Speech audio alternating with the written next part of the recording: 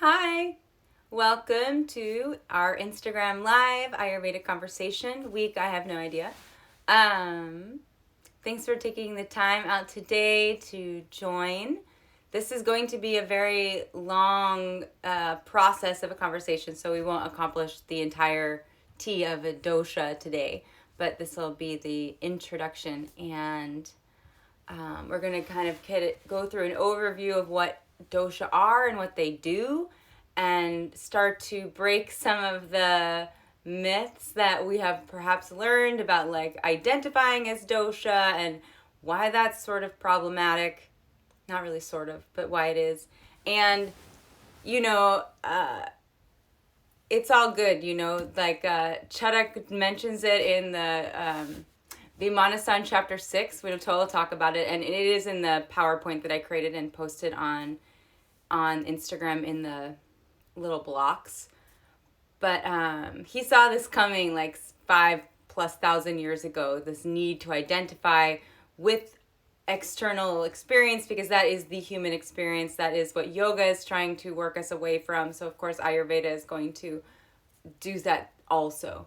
I also got some very funny questions. Well, one was very funny.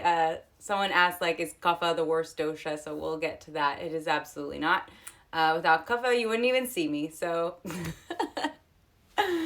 I would just be an invisible voice with some heat emanating, so we'll get to things like that. And then like questions about what to do about how do you use the dosha to maintain health. So we'll touch on that stuff. And if anything comes up in the meantime, just send us, all my doshas, a message in the chat, and I can get to it there too. So hi, welcome. I'm Sarah Malini. What are dosha? Okay, and why are they so confusing? If you want to be following along, you can also follow along with what I posted in those, I don't know what those are called, but the little blocks in Instagram. So dosha, and it's a dosha with the S sound on the roof of your mouth. So dosha, they are combinations of 20 gunas, which we talked about, I believe it was 2 weeks ago. So if you need to review the 20 gunas, please take time to do that. There is a lecture on that, the last one we did together, and also I mention it in those little squares also. But just as a quick summary, the 20 gunas are 20 qualities that are really 10 pairs. So it's like hot, cold, fast, slow, wet, dry, smooth, rough, heavy, light, like this. There are actually 23, but that goes into another conversation about poison. So maybe one day we'll talk about the gunas of poisons. So that we can say that dosha, really the most efficient way to talk about dosha is to talk about them as 20 gunas. Because though there are 3 doshas, they are basically a summary of a combination of some particular combination of these 20 gunas, and not everyone's kapha is going to express the same. Not everyone's pitta is going to express the same. There might be adjustments and adaptations relative to guna, and that lets us also know what is going on, what other doshas may be involved in personal complaints or discomforts. So as an Ayurvedic practitioner, the job of the practitioner is not to name the dosha alone, but to also recognize through analysis and question and answering, pratyaksha, that like we figure out what gunas are present, and from the gunas we decide the dosha. We don't do it backwards. We don't decide the dosha and then force gunas to fit that. So if you want to practice Ayurveda personally in your own life, let go of dosha, just completely let it go and get very, very clear on guna. And again, you can see that list in the email I sent out. It's on the blog, and we also talked about it 2 weeks ago. So study. Okay, so you can say 20 gunas. If you want to be a little more general, you can also say that the dosha are combinations of the 5 mahabhutas. And these are the great elements, the earth, water, fire, air, and space. So earth, water, fire, and air, and space are just another way of saying a particular combination of guna that makes up earth, water, fire, air, and space. We know that earth and air are different because of their gunas. You would not say earth is light, is fast moving, is unstable, is clear, right? These are all things, is cold. These are things we would be saying about air. But we might say that earth is heavy, is dense, is solid, is cold, is obvious, whereas air is also subtle. So that is how we use guna. This is how you practice Ayurveda. It has almost, in some ways, at the beginning, like nothing to do with the dosha. If you can't see guna, you cannot see dosha. So there's that. So you could also say that dosha are combinations of like a sum of the 5 mahaguna, or the mahabhuta, sorry. So that is what doshas are. We'll go over the combinations in a moment, but the dosha are not who you are, and they're neither good nor bad, because like in Ayurveda, everything is useful. All substances can act as medicine. This is what Bhagavad tells us in the Aṣṭāñga Hṛdayam, that all substance can act as medicine in the right proportion, used correctly at the right time for the right reason, right? So anything can be medicine and anything can be poison used properly or improperly. And so dosha, when they're functioning well, serve as the protector of the body. And when they are functioning improperly, then they serve as the destroyer of the body. So they are neither good nor bad, but they serve a very obvious function into health. And all of these Ayurveda books that are surrounding me, all of them are talking about mostly dosha when they are out of balance, what tends to accumulate, what then happens. And that's why dosha is so important from the medical standpoint, because doshas are the cause of problems. First, behaviors are the cause of problems, but behaviors push the dosha, and then dosha cause the problems. Okay? So just keep that in mind. You don't want to identify with the dosha because it's always changing and it's unstable, and by definition it's called Amurta, which means that it is untangible or like has no form. So we don't want to identify with things that are always changing and have no form, because what are we identifying with? So that's just something to keep in mind. So the dosha, to summarize that long conversation that I'm having with you and myself, is that dosha are combinations of the 20 gunas, or you can say doshas are the combinations of some of the 5 mahabhutas, and their function is to both protect the body and, when out of balance, will destroy the body. So that is the function of a dosha. Where do they live? Everyone has a home. So where is the home? So dosha, they generally reside throughout the body, all 3 of them. So none of you are just a Kapha or just a Pitta or just a Vata or a Vata Kapha or Vata Pitta or Pitta Kapha or whatever. Okay? The entire body is made of all of the 20. Sorry, I got a text message. Now I'm distracted. The entire body is made of the dosha. So your entire body is filled with the dosha at all times.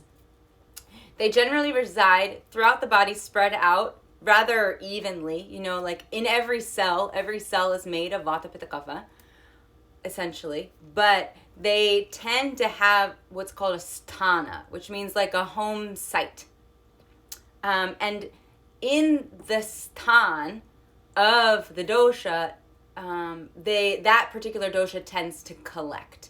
And when it collects there, it's not a big deal. It's not like a huge health problem as long as you notice it. So this is also the problem with modern life, is that it's super fast and we're not really given time to observe what's going on with ourselves and also acknowledge that discomfort is dysfunctional, and we just push through it, which is why we don't discover health issues until much later, and why we have to take such strong measures to fix our health at that point, because we've ignored the symptoms and the signs previously. They're called lakshanas, the signs of imbalance. Lakshana just means a sign of anything, but we're talking about imbalance here. So where do they live? Kapha, which is made of earth and water. So in terms of the Mahabhutas, it's made of earth and water. So we know Kapha is dense, is heavy, is sticky, is slimy, is cold, is solid, is obvious, right? Just because these are the gunas that describe earth and water. So that's all I was doing. So that's why Kapha, to me, when I think of Kapha, I just know that I'm saying Kapha as shorthand to say all of these Mahabhutas or these gunas. Kapha tends to collect in what's called the Urdhva Bhag, which means the upper space or the upper area, the upper body.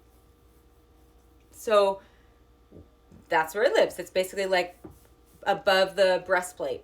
And the head is a unique place because it holds Kapha, but it also holds Rakta. So the head also includes Kapha, but it's more of a mixed space. Pitta, which is made of fire and water. So if we think of the gunas that we would use, the qualities we would use to describe fire and water, it would be like hot, fast, sharp, quick moving, things like that. Like oily, slimy, like so. So similar to Kapha and also different because it's hot. It's the only one that has heat present. So where does Pitta tend to live? It lives or kind of collects in an area called Grahani, which is like sort of around the stomach. There aren't like one-for-one translations like some of the English texts seem to insinuate.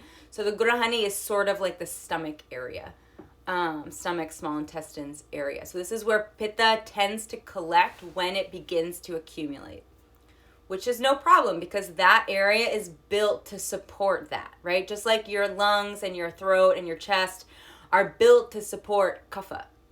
It's not a huge problem if it collects there. You just feel a little bit like you have to spit a little bit or you feel kind of slimy or congested, but it's manageable because that part of your body is built to deal with Kapha. So it's not such a big deal. Vata, which is made of air and space. These are the Mahabhutas of Vata, meaning it's light, it's dry, it's fast, it's rough, it's cold, it's clear, it's subtle. These are all things. These are the gunas, some of the 20 gunas that help us describe Vata by describing air and space. So this is how the thought process works. And it tends to live in the area called Adho, which means the lower or downward Pag area. So the downward area, like Pakwashe, like the colon, and kind of below. So Vata tends to accumulate there and it can be managed. This is like bloating or gas. These are all signs of Vata and usually they're down here. So this is what we're looking for. If we notice these things accumulating and we don't accept them like, oh, this is annoying, but I'm going to ignore it, or I'm going to just like treat the symptom so it's not annoying me, but it actually hasn't gone away, then there will be problems. But if we can acknowledge, we are able to notice. So this is why yoga is very helpful, because yoga allows us to become more sensitive to change, right? More sensitive to homeostasis and the fluctuations of homeostasis, and we can start to make better assessments of what is actually neutral and what is a dysfunctional neutral that we've adopted to function in modern society, which obviously doesn't work. If we can use yoga to help us do that, we can use yoga to help us become more healthy. So it's about perception and then choice making after that. So if we can observe, like, oh, I ate that and it made me feel bloated. I'm like, oh, okay, that means Vata is accumulating in its home site. So if I handle it right now, it will be fixed in 24 hours and won't become something else. So when we notice Kapha, Pitta, or Vata accumulating in their home site, we can use food, we can use exercise, we can use yoga, we can use pranayama, we can use opposite qualities to make it go away. If you notice it at the moment, it's happening and it hasn't developed into something else or become chronic, okay? So I know there are a lot of yoga and Ayurveda books that will tell you like this posture is good for this dosha and this posture is good for that dosha. And I would just encourage you to be a little bit more critical than that, because obviously the body is a lot more complex than just like forward fold to release pitta, right?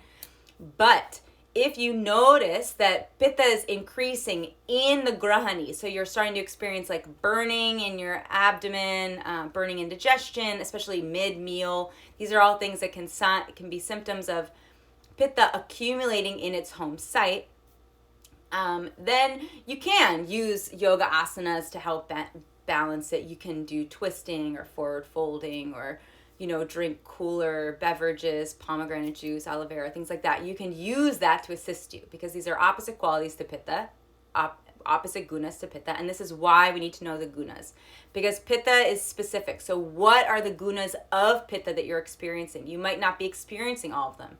You might be feeling sharpness and heat, but you might not be feeling movement. You might be feeling dryness, but also sharpness and heat, which means it's Pitta, but it's lacking this oily quality. So is it just Pitta? So this is why gunas are important and doshas are not as important. Because the gunas are the building blocks of the dosha. So be critical thinkers and practice yoga so you can pay attention and become clear when you're leaving the state of balance. So, what is the quantity of a healthy dosha? There is a general process of doshic accumulation in the body. This is called the Shaktria Call. This comes from Suśruta, which is the red book here.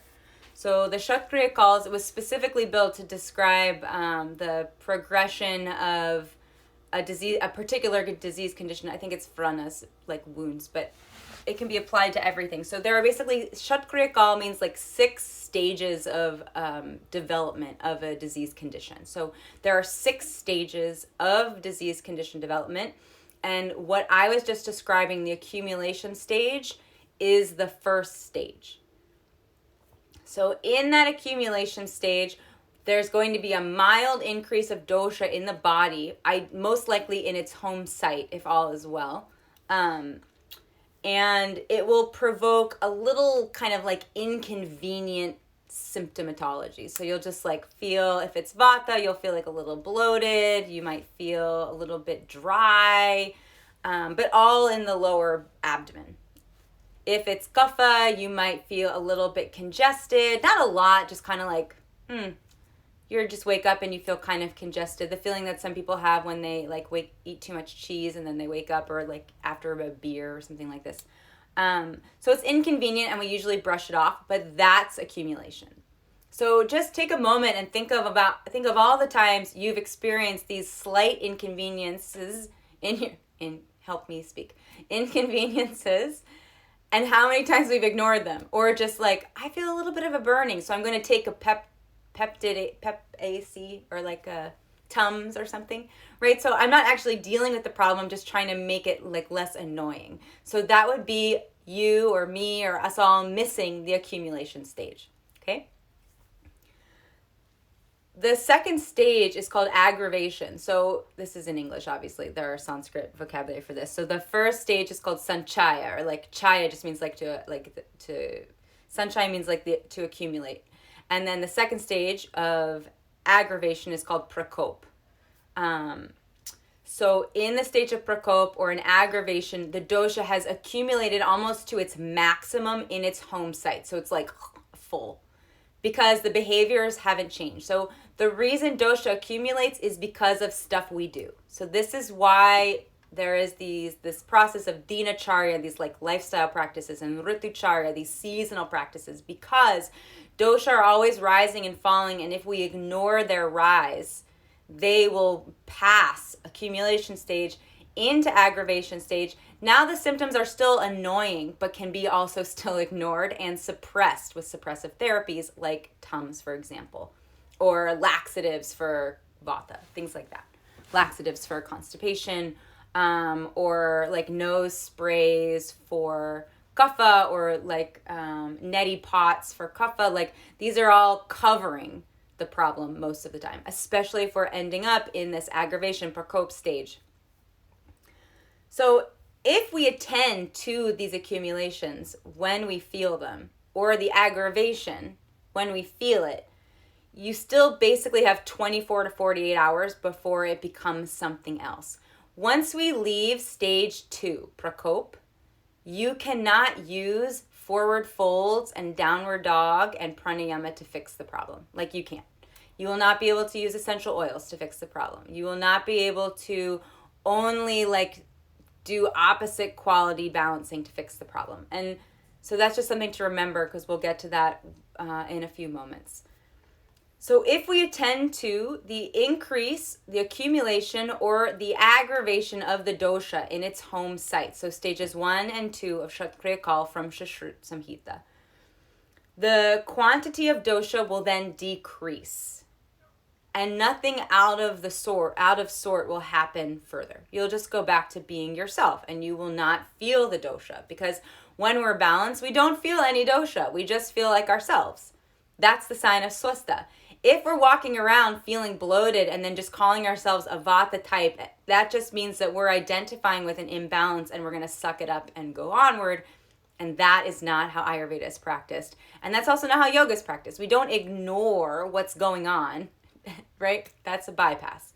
So this is how we turn all these things into spiritual bypass. We spiritually bypass, and here in Ayurveda, it's like we physically bypass the thing that's bothering us to carry on, and that's just doesn't work. We all know this. We've all done it. So this can be cared for, like I just mentioned. So in stages 1 and 2, you can take care of this in 24 to 48 hours if you're diligent, by removing the cause, so the hetu. The number one thing to do when you experience an imbalance is figure out what it's from and stop doing it.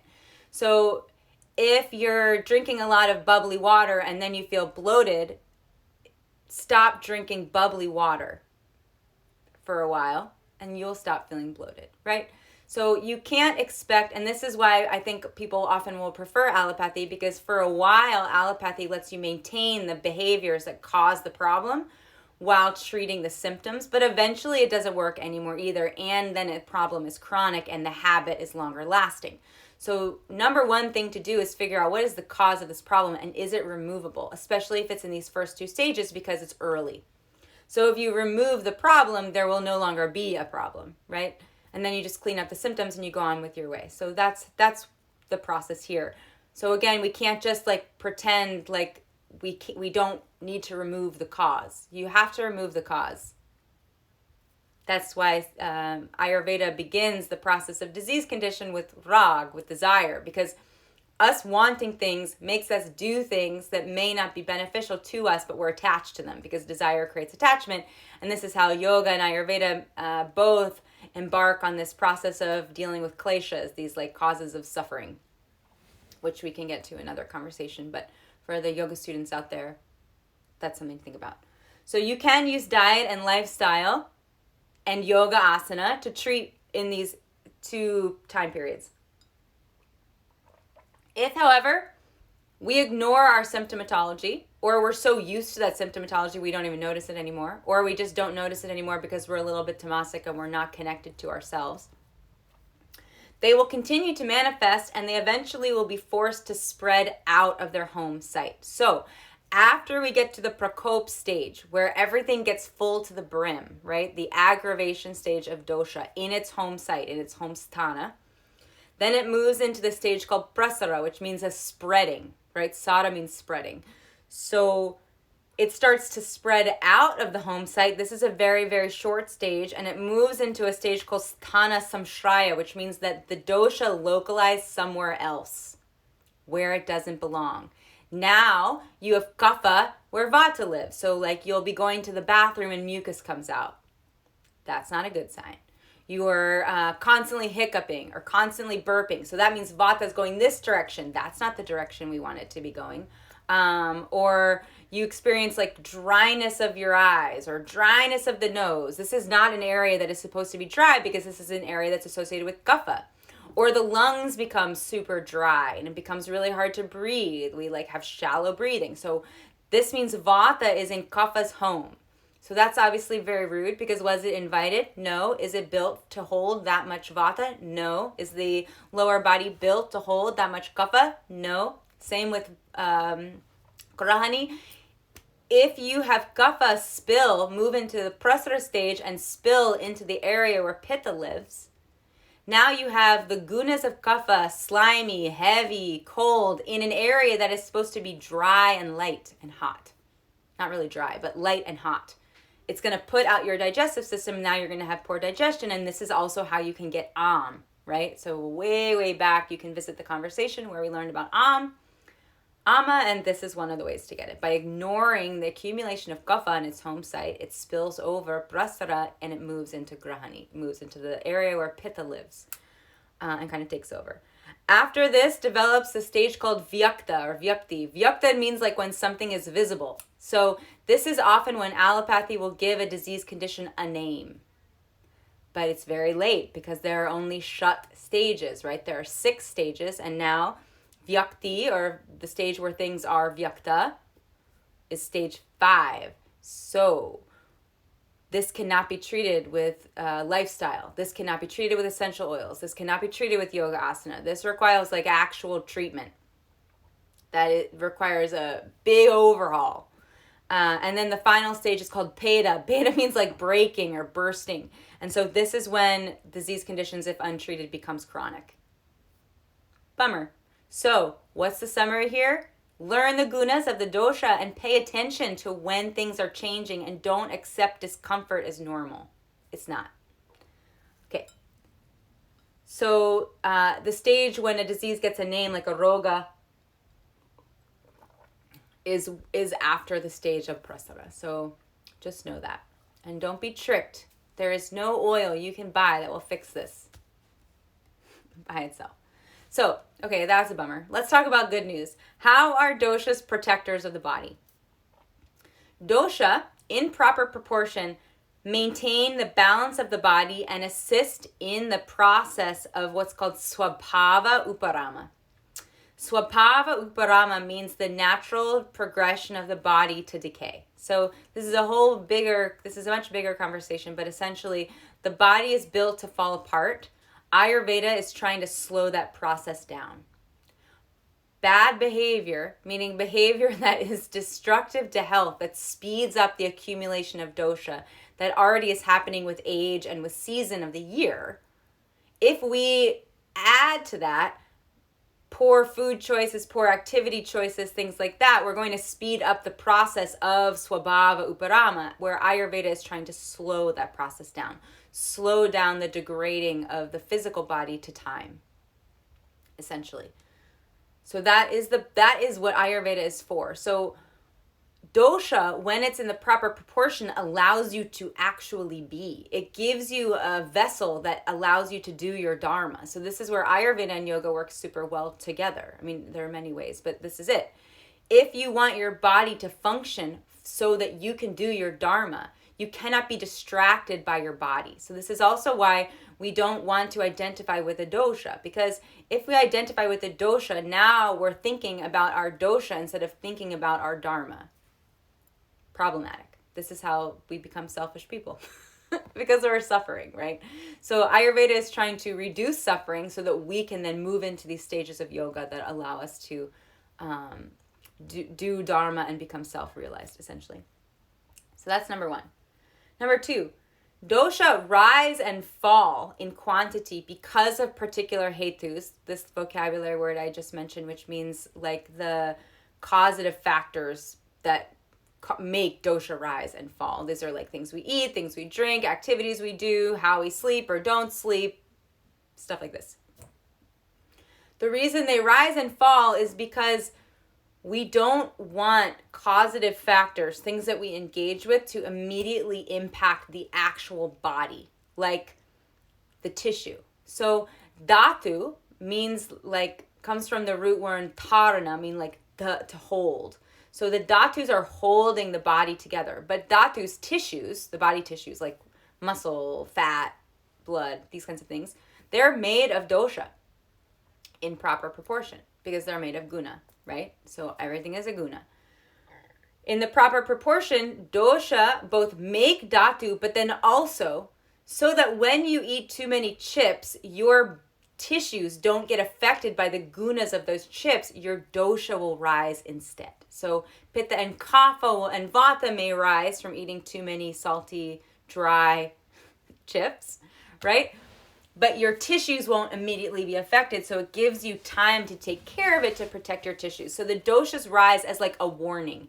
Hey, this is changing. Can you fix it? That's the accumulation stage. Please, can you fix this so that we don't spill over and start to destroy the tissues? That's what dosha is communicating. Dosha is not bad. It's trying to help you out. But if you're not listening, then it's just like, help me, like this. So if dosha weren't present, if we didn't have dosha and we only had dhatu, tissue, then that would mean that anytime we have we just like want that pizza late at night, or we want to drink that extra beer, or you want to overeat in Thanksgiving or whatever, your body would be immediately affected and you would need like a week to recover. This is also what happens when we decrease our ojas. When our immunity decreases because of poor lifestyle choices most of the time, then we do get immediately knocked down, and things that used to cause small disturbances now make us feel like we were hit by a train. So the dosha are rising and falling so that the physical body can stay stable.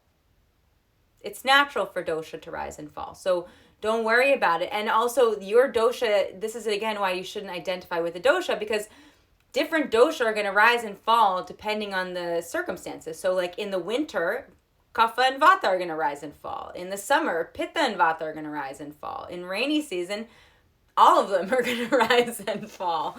In the spring, Kapha is going to rise and Vata is going to fall. So it's normal, but we don't need to press it forward, essentially, by unthoughtful lifestyle choices.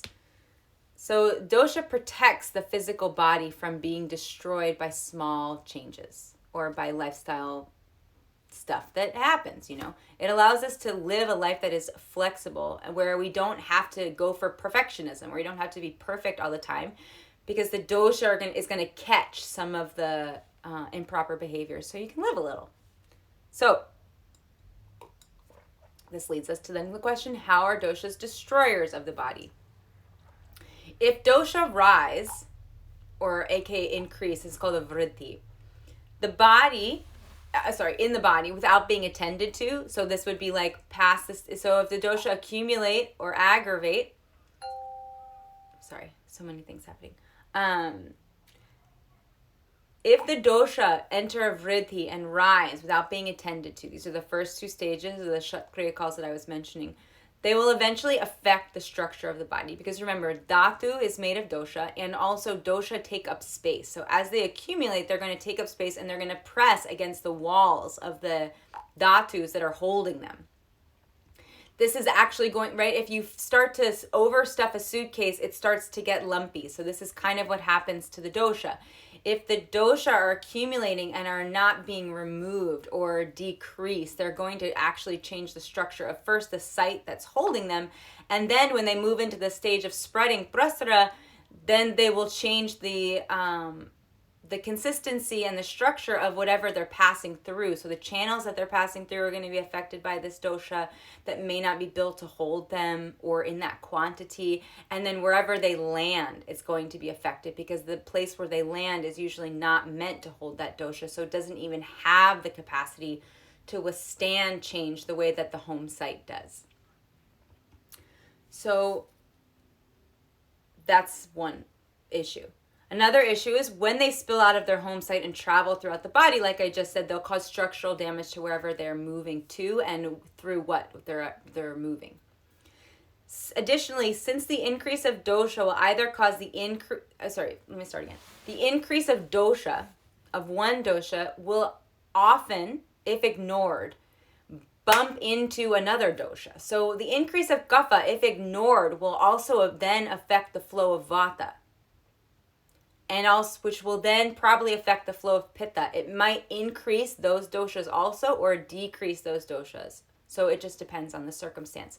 Because if kapha increases, if you think about this, and this is why the balance of dosha is health, not you identifying with the dosha and then buying a blend from some store, right? Like, if you increase kapha is like a very, very tangible, relatively tangible substance. It is heavy, it's dense, it's thick, it's slimy, it's sticky, it's cold. So what does that do? It's going to stick somewhere, and then vata, air, is going to be trying to move around and get the body going, and it's going to come against this blunt force. So now vata is accumulating underneath this blunt force with the pressure of prana trying to move throughout the body. And it's going to cause problems with vata, because now vata is going to be forced to go the wrong direction. Why? Because kapha is blocking it. So This is also why we want to really think critically, like, is this an issue of vata or is this an issue of kapha? Because the complaint will be of an issue of vata. You'll be like, I feel bloated, I feel burpy, I feel gassy, and it's all going up. And it could be vata, but it also could be actually that it's being blocked by kapha. So this is, again, why Ayurveda is not like an XYZ science. We really need to think about it and understand the roots, not jump to conclusions and try and cover symptoms. So that's something to think about. If you ignore the single dosha accumulating in your body, it will affect other doshas.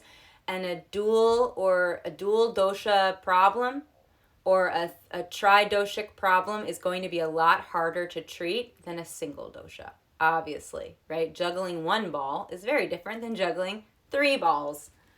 Okay. So every individual body is built to hold a particular proportion of dosha. That's your prakriti. It's the nature of the proportional balance of dosha in your body, which might not be equal vata, pitta, kapha, right? And this is why people will identify with a particular dosha. And so when your body leaves that proportion, or when this proportion changes, you end up in a vikriti. But since the seasons are always happening and the seasons affect the dosha, the reality of you actually living in your prakriti is pretty much zero. We'll get to this again later, because here we are. Can I be a dosha? No. No, you cannot. You cannot be a dosha because you are a soul. So you are not a dosha. And a dosha it's not even your body. So no. Even though you are born with a particular prakriti, there are so many things that present at the time of your conception and onward that would prevent you from living in that prakriti that it's kind of useless to identify. And often very hard to see. So if you just think about it, like pregnancy is 9 months.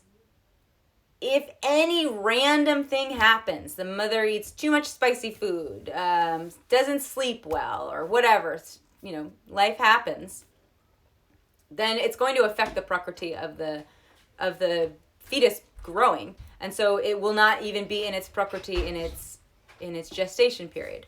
Or birth, okay? Like how many of us actually get to have our ideal birth plan, right? Birth in and of itself, even a natural birth, is going to be really intense and usually takes a long time. And so that is going to affect the prakriti of the fetus and also and the nature of the mother.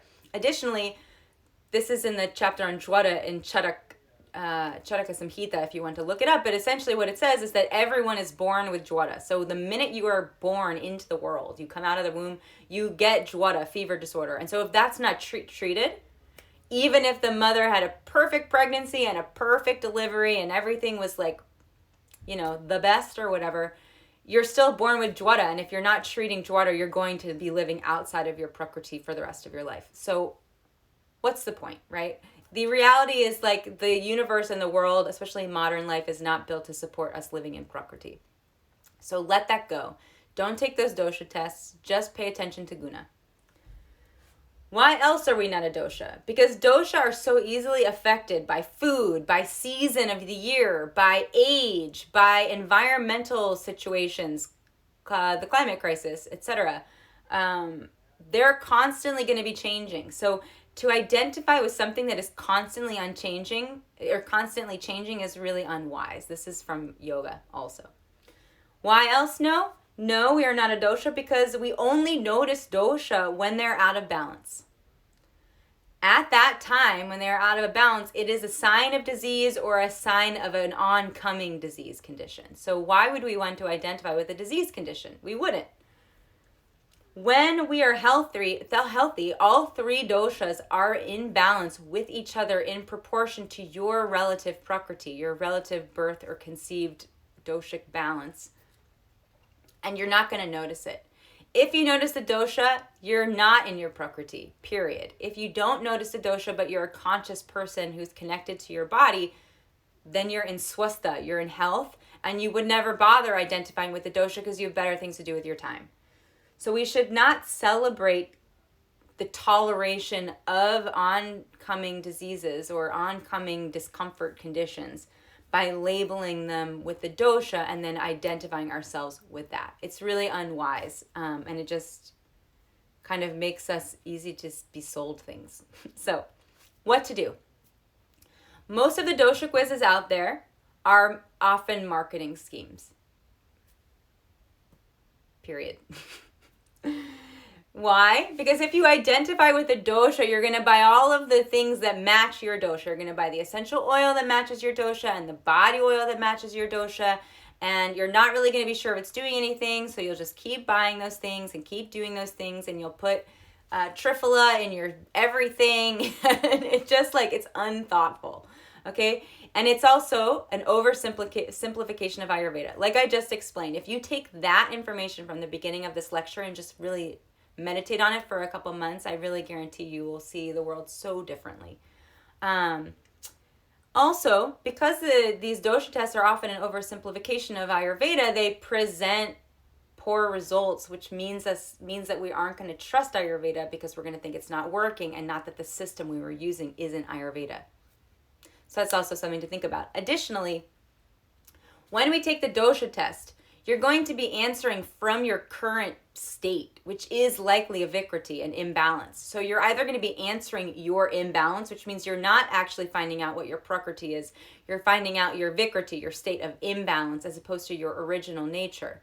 And your original nature might be very hard to remember if you've been living out of balance for a long time.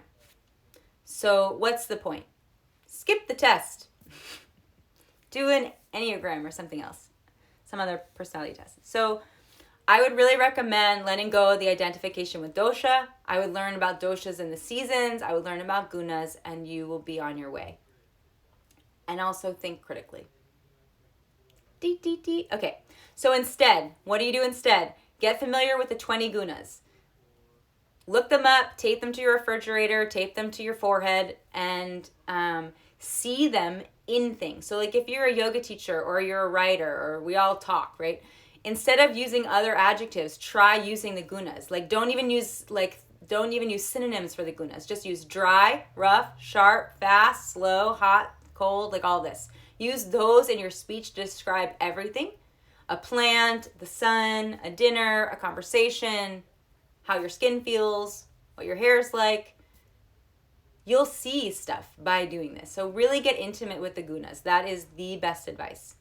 Secondly, notice how these gunas change with your activity, with the season of the year, with different stressors, with your age, right? How you experienced your body as a 20-year-old might not be how you're experiencing it as a 40-year-old or as a 60-year-old, as a 75-year-old, etc. Practice, number 3. Practice balancing these gunas when you notice the change. So not like 4 years later, but at the moment of change, figure out the guna, name the guna, and then do the opposite through food, through activity, etc. So for example, you're experiencing dryness, so find a way to put oiliness back in your diet. If you experience dryness in your nose, put oil in your nose because that is the exact opposite of the dryness. If you feel a dryness plus a heat, then you don't want to use an oil that might be oily but hot, right? This is how gunas work. So if you experience a dryness in the nasal passage but also kind of a burning, then use coconut oil because coconut oil's gunas are snigdha, oily, but also shita, cold. Versus sesame oil, when it's plain anyway, when it's mixed with cooked with other things, it's different. But plain sesame oil is slimy, snigdha, but it's also ushna, hot. So that would take care of only the dry part in the nose, but it might not take care of the hot part and might make it worse. So this is how Ayurveda is practiced, and this is how you can practice it at home. Number 4, if you notice a significant increase of gunas that persists, so it lasts longer than 48 hours, and or it's moving around, so like it keeps changing location, then you have a doshic problem. It's still a guna problem, but it's moving through these stages. So it's in the aggravation stage, or if it's starting to move prasara, you're in the spreading stage. And then if it manifests somewhere else, it's a chronic thing, that's the stage of asthana samshraya, this like localization of the dosha somewhere else. If you don't take action, you'll likely experience further complications. Remember, dosha are amurta, which means they have no form, so you cannot be one. You are not a dosha, You are a soul, a purusha, in a body, in the deha, here to do some service to make the world better. You can't do that if you're thinking about yourself all the time. And I don't mean that in a shameful way. I mean, like, if you're distracted by discomfort, covering the discomfort is still not going to make it easy to do your dharma. I speak from experience because I do this all the time, right? I'm not telling you these things that I also don't do. I have to also take my own advice, right? So that's basically the intro summary of Ayurveda. So as you can see, Kapha is not the worst dosha. Kapha is required to have the body have actual form. It holds the body. It allows for any smoothness to exist in the body, right? If you have a dryness issue, you are losing Kapha and increasing Vata. You don't like this kind of thing. So all doshas are good. They are good in their proper proportion. They will make you struggle out of that proportion.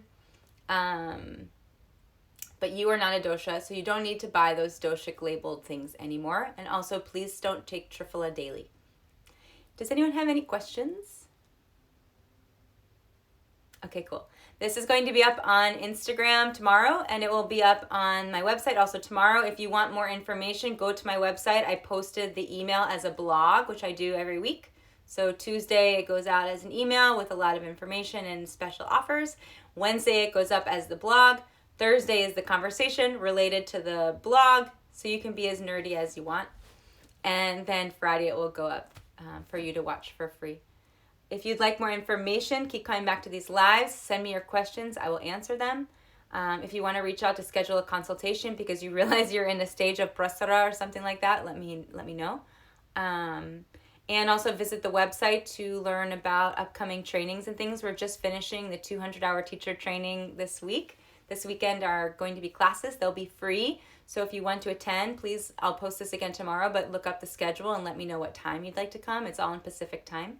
These teachers are amazing. And all of this stuff I incorporate in my 200 and 300-hour training. So if you want to know more, come and learn. Okay, see you guys soon. Thanks.